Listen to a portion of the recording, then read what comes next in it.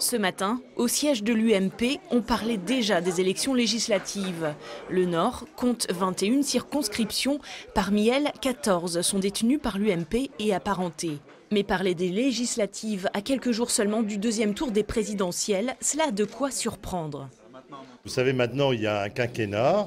Ça veut dire que l'élection présidentielle précède l'élection législative. Ça n'a pas toujours été comme ça en France. Et donc, il y a très peu de temps pour les candidats députés pour faire campagne à 5 semaines après le deuxième tour des présidentielles. Et donc, nous, on a décidé de lancer nos législatives tout de suite, d'autant que la campagne législative s'enrichit de la campagne présidentielle et réciproquement.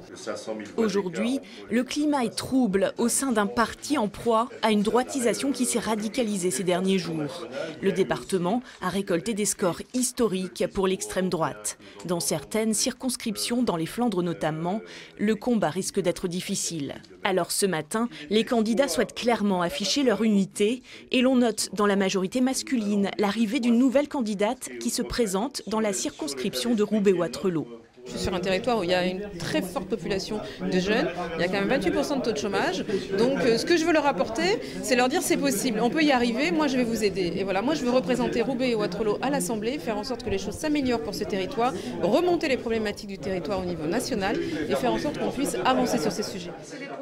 La position de l'UMP pour ces prochaines législatives, en cas de triangulaire, il n'y aura pas de désistement du candidat.